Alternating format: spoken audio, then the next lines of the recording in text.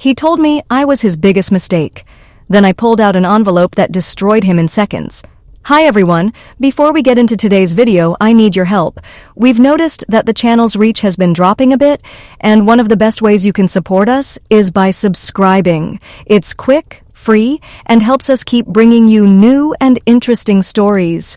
Your support means the world to us, and together we can grow this channel. Thank you so much. Now let's get to today's story.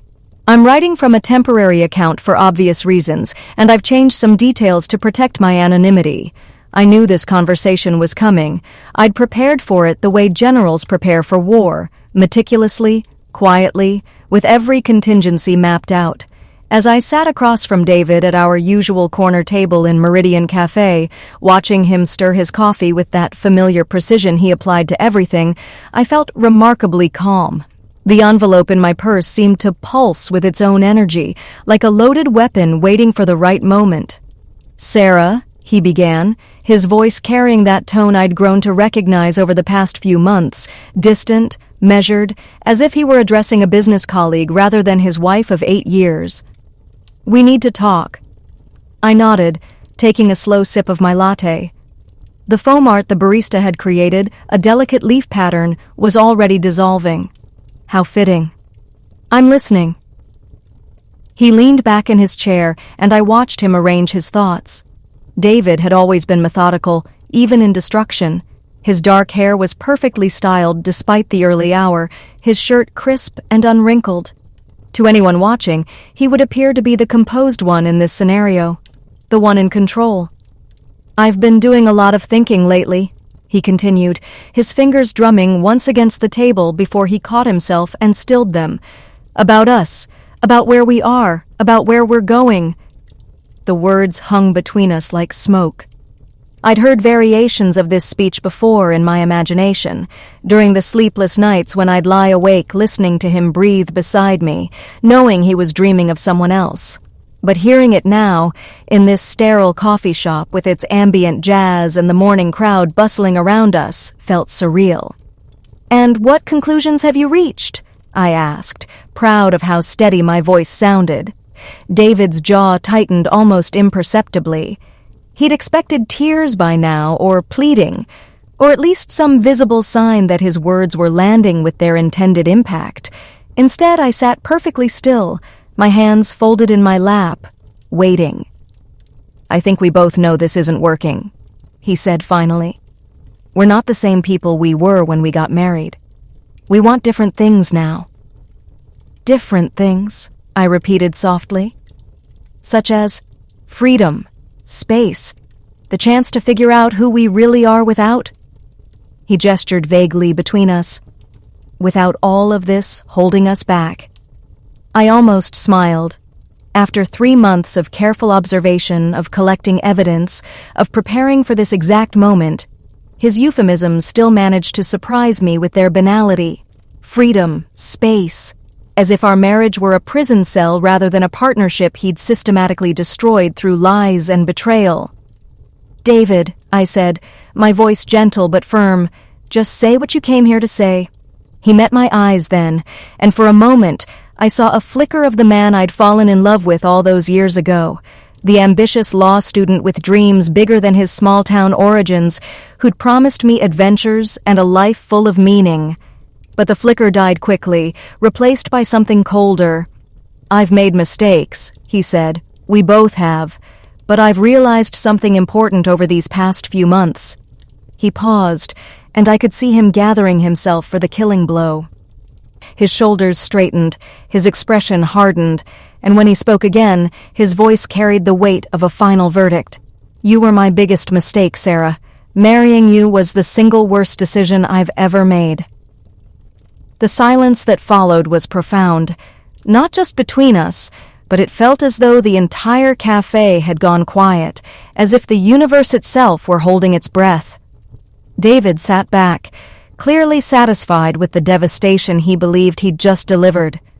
His eyes held that particular gleam I'd seen countless times in courtrooms, when he knew he'd landed a decisive blow against opposing counsel. He expected me to crumble, to cry, to beg him to take it back, to fight for our marriage, to promise I'd change, become better, more worthy of his love.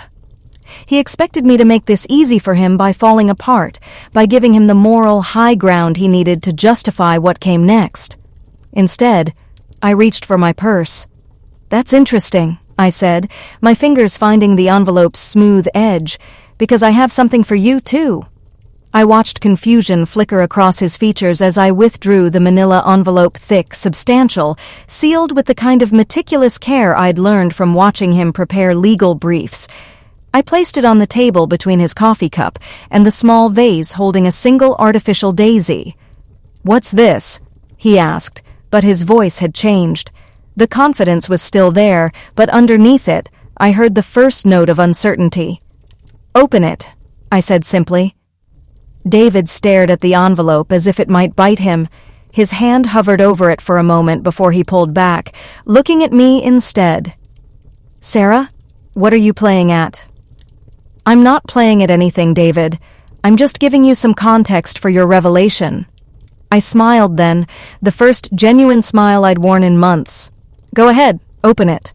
With movements that had lost their earlier precision, he lifted the envelope's flap.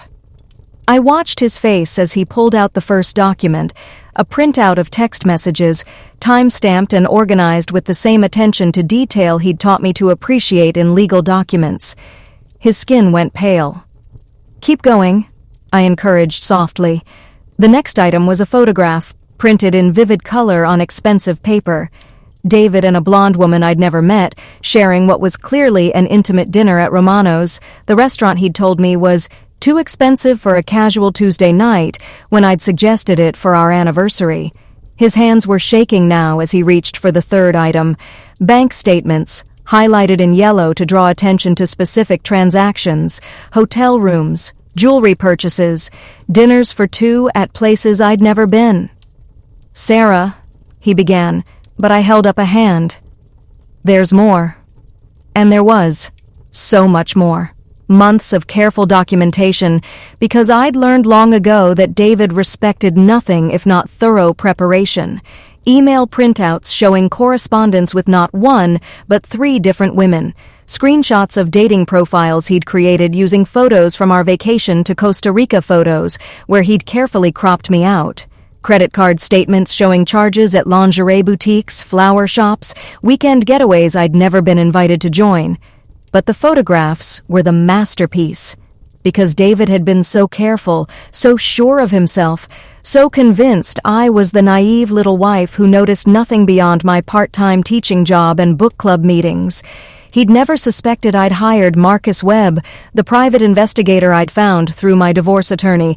Yes, I already had a divorce attorney.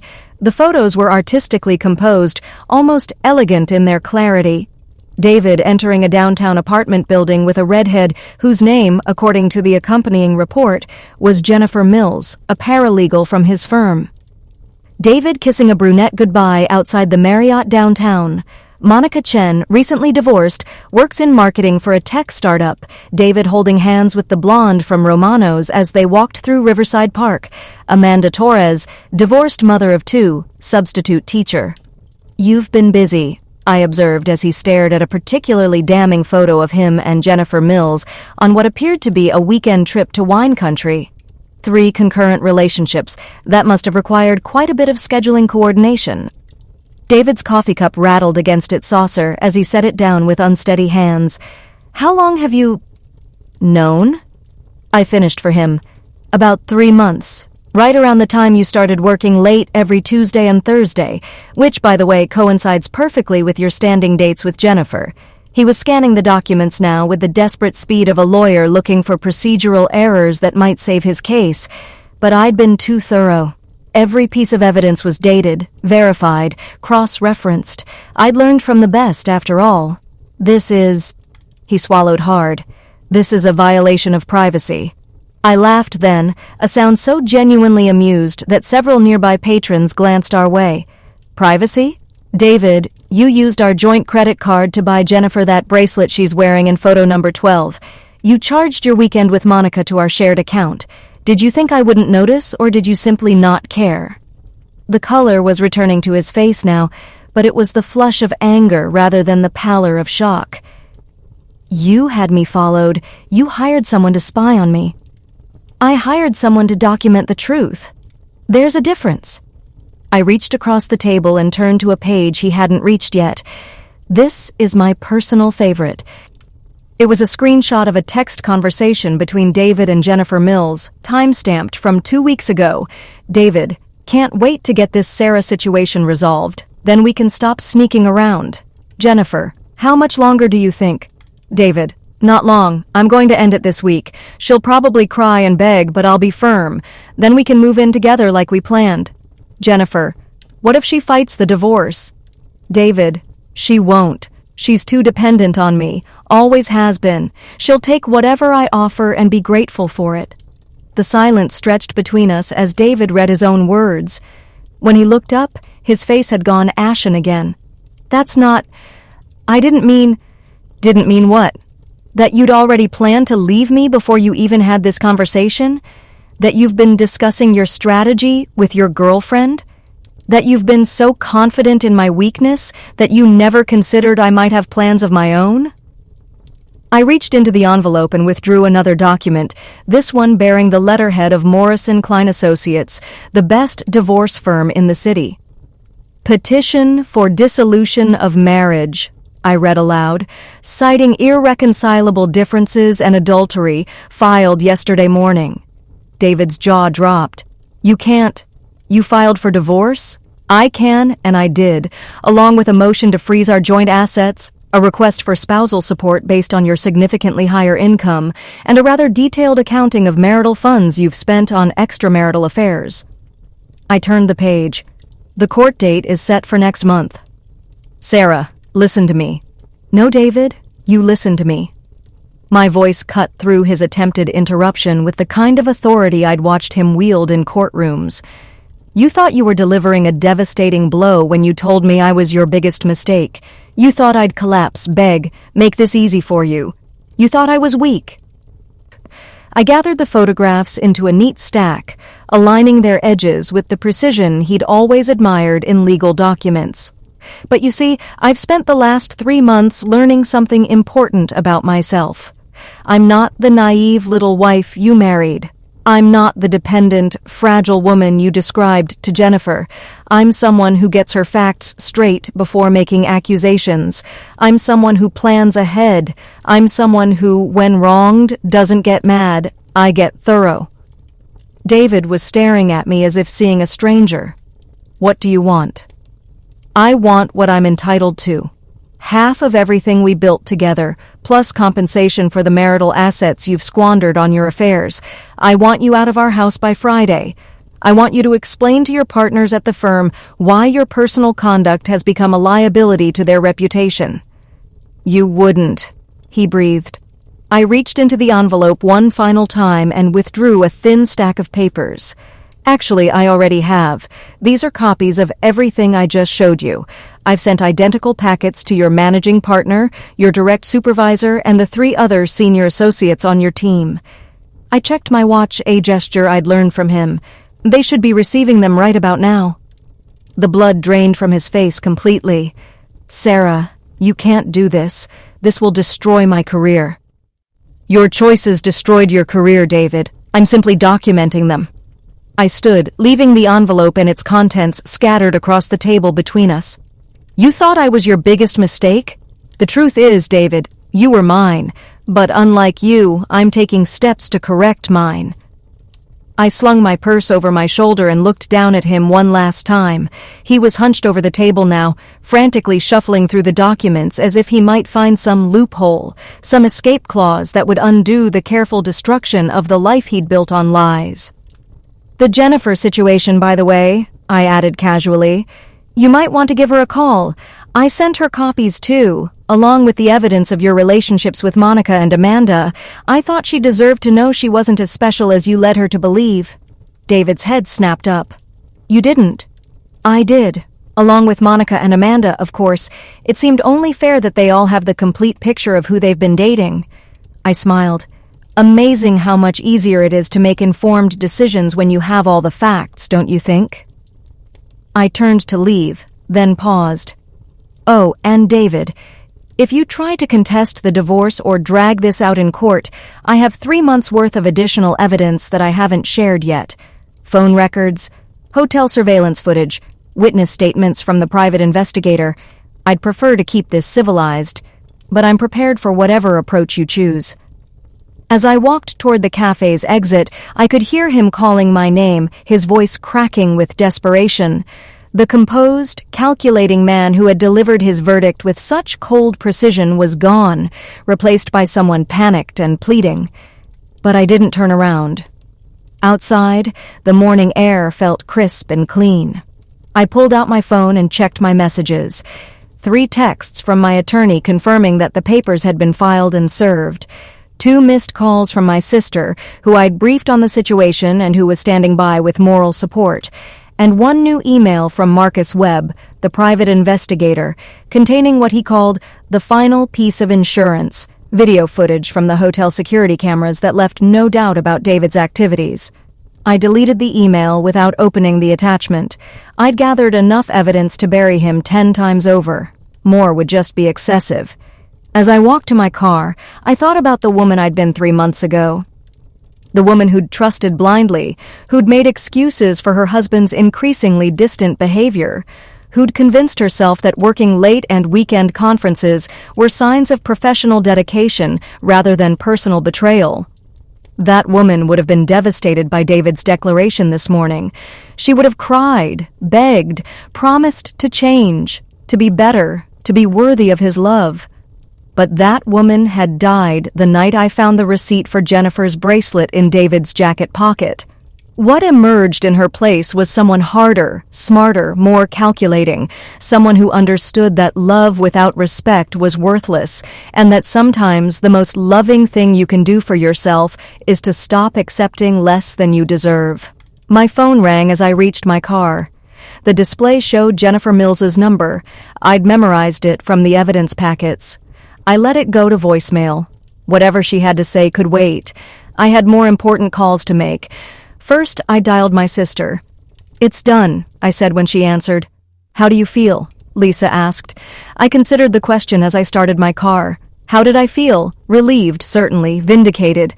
But also something else. Something I hadn't expected. Free. For the first time in months, maybe years, I felt completely, utterly free. "I feel like myself again," I told her. "Good. Come over.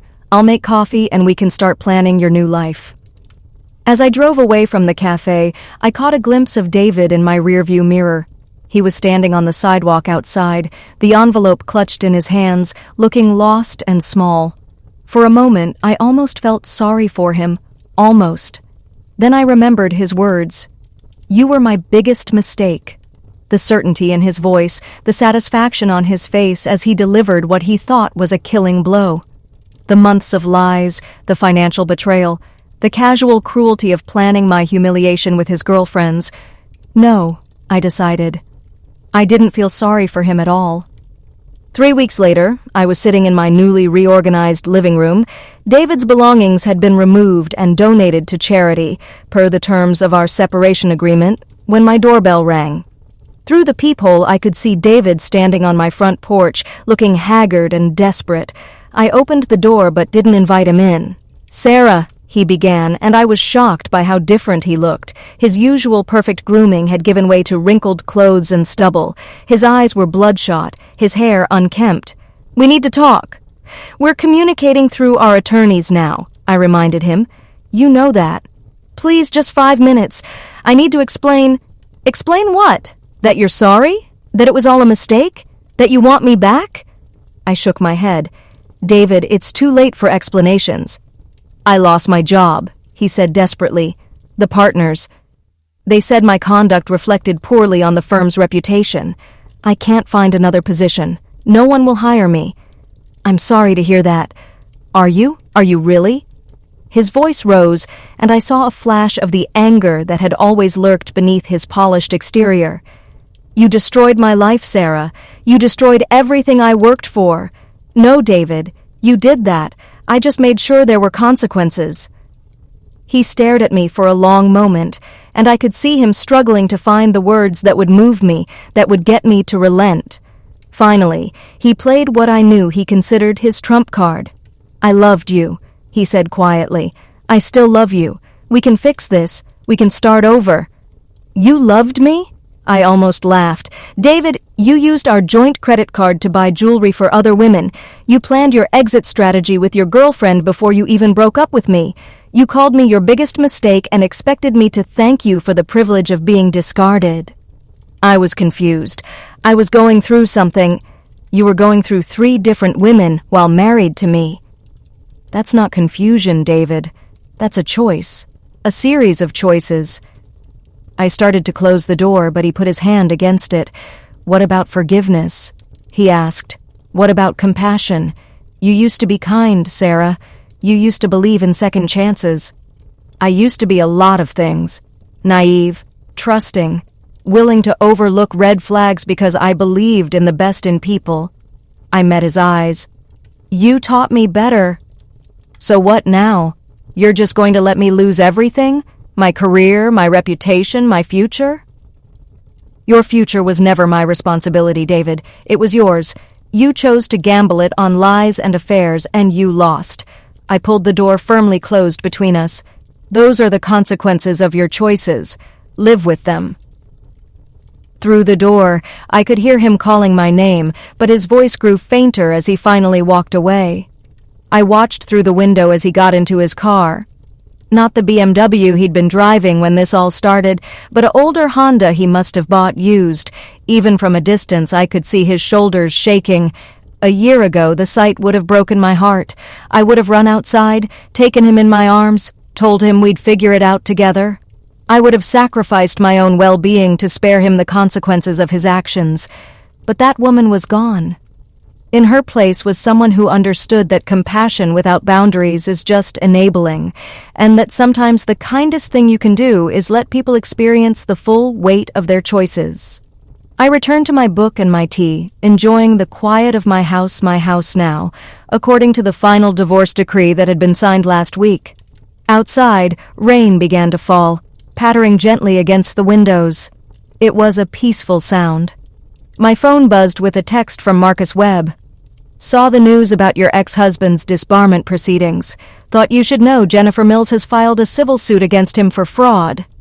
Apparently he borrowed money from her that he never repaid." I set the phone aside without responding. David's ongoing troubles were no longer my concern.